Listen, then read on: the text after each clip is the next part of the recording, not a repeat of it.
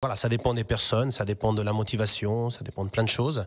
Mais on va dire une année ou deux, on peut déjà comprendre la plupart des mots et puis déjà faire des petites phrases du quotidien. C'est la semaine italienne sur Radio Mont-Blanc et on prend le temps de parler culture, gastronomie, patrimoine, de la langue italienne ce matin avec notre invité. J'espère que je vais pas écorcher son nom parce qu'il va me taper sur les doigts. Pietro Martone. Comment allez-vous? Bonjour. Buongiorno a tutti. Tutto bene, grazie. J'ai pas le droit de me tromper parce que vous êtes professeur d'italien. Exact. Pas que, on va y revenir, on va revenir sur chacune des cordes que vous avez à votre arc. Professeur d'italien, monsieur Martone, je l'ai bien prononcé? Oui, cette fois c'est bon. La langue italienne, est-ce que c'est difficile pour un novice comme moi de l'apprendre, l'italien? L'italien, il est pas si simple qu'on le croit. Il y a beaucoup de similitudes avec le français, ça c'est vrai, mais il y a aussi pas mal de faux amis et aussi des structures qui sont parfois plus proches de l'anglais que de l'italien. Les structures, je parle. Ça veut donc dire qu'en fait, il y a certains mots qui se rapprochent effectivement du français, mais dans la construction d'une phrase, on ne va pas du tout construire une phrase en italien comme on peut la construire en français? La plupart du temps, oui, mais pas toujours.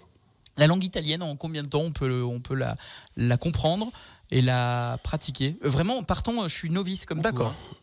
Déjà au bout d'une année de pratique à hauteur de 1 heure et quart par semaine, en collectif, on peut déjà avoir des bons progrès en fin de première année, on va dire scolaire entre guillemets.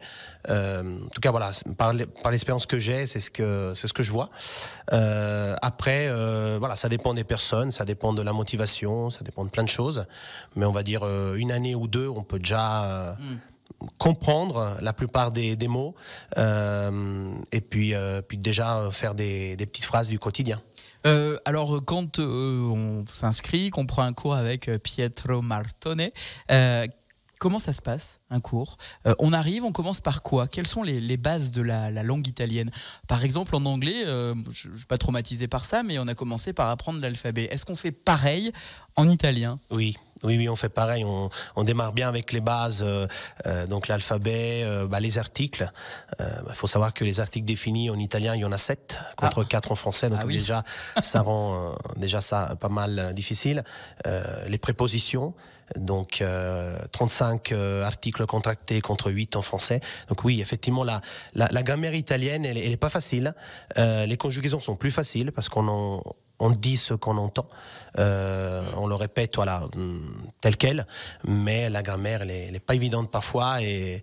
Mais on attaque bien évidemment par ça, et puis les salutations, les remerciements, les petits mots-clés qui sont utiles tous les jours pour pouvoir voyager en Italie et acheter une glace ou un journal, etc.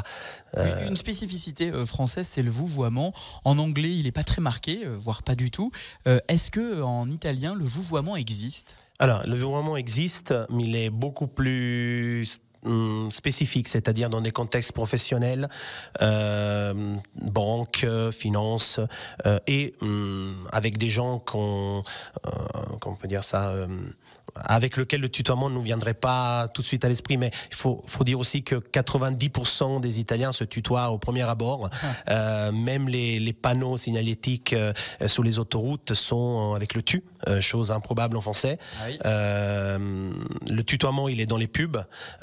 Pour acheter une nouvelle voiture, ils disent parce que ça c'est dans la culture italienne finalement. Le tutoiement, le côté chaleureux de l'italien se retrouve partout parce que finalement l'italien est tout simplement chaleureux. Exactement, ce n'est pas du tout un manque de respect vers l'autre, mais c'est la tradition, la langue qui veut ça. Le tu est très très vite utilisé. Si je rencontre par exemple un officiel italien ou une italienne officielle dont on citera pas le nom qui gouverne en ce moment le pays, je la tutoie, je la vouvoie, je peux lui dire. On la vouvoie. On la vouvoie quand même. Le vouvoiement italien n'est pas la deuxième personne du pluriel, mais bel et bien la troisième personne du singulier, comme à l'époque de Sa Majesté, Sa Seigneurie, Sa Splendeur. Donc lei, le L. D'accord. Homme ou femme, oui. Vous êtes en France depuis 24 ans. Vous avez, j'imagine, fait le sens inverse de moi. Moi, j'apprends l'italien. Vous avez appris le français. Vous le parlez parfaitement bien. Aujourd'hui, lorsque, par exemple, là, on fait cette interview, vous réfléchissez en français ou en italien? Un peu des deux. Vous jonglez de l'un à l'autre? Je jongle d'une langue à l'autre, oui. Mais plus souvent quand même en italien, je dois dire. J'ai plus l'occasion de parler italien dans ma semaine que parler français. Parce que vous m'avez posé la question par rapport au premier cours, aux novices, etc. Moi, j'attaque tout de suite à parler italien. Je ne parle jamais français. Il y a même la plupart des gens qui se demandent si je sais parler le français, pour vraiment les habituer tout de suite à la langue, à l'oreille. Et c'est dur. Les premiers... Il y a des similitudes avec le Pays Basque. J'ai appris le basque dans ce qu'on appelle les barnategui, qui sont des dortoirs. C'est la traduction, en tout cas, des écoles, des internats pour apprendre le basque, et on ne nous parle qu'en basque, et à charge à nous d'être efficace. Là, c'est votre méthode à vous également. Oui, et ça porte vite ses fruits. Au début, comme je disais, c'est difficile, mais petit à petit, les gens s'habituent, l'oreille s'habitue, et je parle doucement aussi. Comment on peut faire pour faire appel à vous pour prendre des cours ? Vous pouvez chercher Pietro Martone sur Internet. Vous avez forte chance de tomber sur moi. En Haute-Savoie, là, je pense que là, il n'y a plus de doute. Italien en Haute-Savoie. Je n'ai pas beaucoup de concurrents, on va dire ça comme ça. Et tant mieux pour moi, mais... Bon, on va continuer de parler de vos nombreuses activités. On va parler cuisine avec vous et culture. Oui. Culture parce que se prépare un déplacement ô combien important, celui du concert d'Umberto Tozzi. Non, pas celui à Chamonix, mais bien en Italie. C'est Pietro qui vous explique tout ça dans la suite de la matinale des Super Leftos jusqu'à 9h30 sur Radio Mont-Blanc. Pietro Martone, professeur d'italien, mais pas seulement. Vous avez nombreuses activités, notamment comme amener voir les Français à un concert, celui d'Umberto Tozzi. Il reste une place justement. Alors c'est pas le concert de Chamonix qui aura lieu à l'Index le 2 août, c'est un autre type de concert. C'est où ? C'est à Turin, donc anciennement le Palalpitour, qui aujourd'hui s'appelle Inalpi Arena, juste à côté du stade du Torino, de l'équipe de foot. On a déjà eu l'occasion l'année dernière d'y aller pour voir Eros Ramazzotti en concert. C'est un moment fabuleux. Donc cette année, j'y retourne pour Umberto Tozzi en octobre, donc il me reste une place. On sera 9 avec moi, avec mon minibus. Laura Pausini, 30 novembre déjà complet, et Gianna Nannini le 16 décembre, 2 places à pouvoir. Il reste une place pour Umberto Tozzi. Je dis Tozzi moi, mais Tozzi. Vous avez vu, je commence à apprendre déjà. Comment on peut faire pour s'inscrire et peut-être vous accompagner ? Il y a un site internet, il y a un numéro de téléphone où on peut vous joindre ? Alors vous pouvez aller sur Google, vous marquez Viviamo l'Italia. C'est le nom de l'association que j'ai créée donc avec d'autres personnes en 2011. Sur ce site, vous trouverez toutes les activités en plus que les cours d'italien, notamment les voyages en Italie, les cours de cuisine italienne, les soirées italiennes avec du théâtre comique, quelques séances de cinéma pour découvrir des films pas forcément connus, etc. Plein de choses qui tournent autour de l'Italie. Viviamo l'Italia. C'est noté. Pietro Martone est notre invité jusqu'à 9h30 sur Radio Mont-Blanc. Jusqu'à 9h30, Lucas vous réveille sur Radio Mont-Blanc. Pietro, en termes de culture italienne, j'aimerais juste savoir, ce week-end c'était la fête nationale en Italie. Comment ça se passe une fête nationale en Italie ? Est-ce que tout est férié comme en France ? Comment on fait ça ? Oui, tout est férié comme en France. C'est un jour rouge sur le calendrier, effectivement. Et qu'est-ce qu'on fête ? Pourquoi fête nationale Parce que le 2 juin ? Le 2 juin 1946, l'Italie est passée de monarchie à république, donc à une république. Donc avant, vous savez, avec l'histoire de l'unité italienne en 1861, on connaît tous cette partie de l'histoire parce que la Savoie s'est détachée pas de l'Italie, mais du comté de Savoie, donc elle fait partie de la France. L'Italie s'est créée.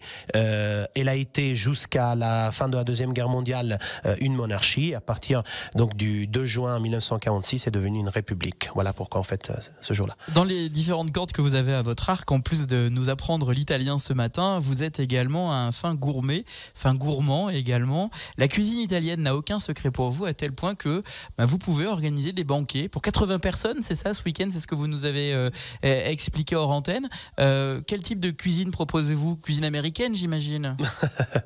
Non, je reste vraiment, bien évidemment, sur cuisine italienne qu'on connaît ou qu'on ne connaît pas. En tout cas, pasta, pizza, antipasti, de tout genre, voilà, focacce et même plus encore, risotto et des variétés des produits qu'on ne connaît pas forcément en France et des recettes méconnues, mais voilà. Et la particularité, c'est quand on fait appel à vos services, vous cuisinez devant celles et ceux qui vous invitent, devant les convives. Exactement. Chef à domicile, c'est ma deuxième activité après les cours d'italien et les voyages, donc 3 activités en tout. Je vais ajouter, oui, effectivement, la 3e activité, c'est que vous êtes également fondateur de l'association À La Roche-sur-Foron. Oui. Qu'est-ce qu'elle fait, cette association? La promotion de la culture italienne? Exactement, elle promue la culture italienne à travers la langue, à travers des cours de cuisine, à travers des voyages, des soirées italiennes, du cinéma italien. Donc vous pouvez, je répète, voir tout ça sur le site. Attendez, on a même mieux, on a une date à vous donner. Le 11 juillet, on va tous se retrouver à Fillinges. Pourquoi? Qu'est-ce qui va se passer? Le 11 juillet, il y aura une soirée italienne pour finir bien l'année et se souhaiter un bel été avec du partage avec les membres de l'association et autres qui aimeraient connaître l'association. Donc vous êtes bien invités pour ce moment de convivialité. Pietro Martone, notre invité ce matin sur Radio Mont-Blanc dans cette semaine italienne. Juste un mot pour terminer. Qu'est-ce que je dois savoir si demain je vais en Italie? Savoir dans quel sens? Le petit truc en plus, par exemple, si demain je vais dans la vallée d'Aoste, qu'est-ce que je dois découvrir à tout prix? C'est quoi le petit truc en plus de Pietro? En Val d'Aoste, il y a plein de châteaux à découvrir, ça c'est sûr. J'ai déjà eu l'occasion d'en faire découvrir à des groupes lors de week-ends. Donc il y a plus d'une vingtaine de châteaux visitables. Le fort de Bar qui est extraordinaire aussi, où même Napoléon a été freiné dans sa conquête vers l'Italie. C'est bien de nous rappeler ça. Voilà. Merci Pietro Martone d'avoir accepté l'invitation ce matin de Radio Mont-Blanc. Je sais combien vous étiez stressé, mais je suis sûr que vous avez pris beaucoup de plaisir, ce que vous m'avez dit en antenne. Infiniment. Bon, merci beaucoup. Merci d'avoir accepté cette invitation et je vous dis à très bientôt. A ciao. A presto. A presto. Autant pour moi. Vous voyez, j'ai encore du boulot. Salut.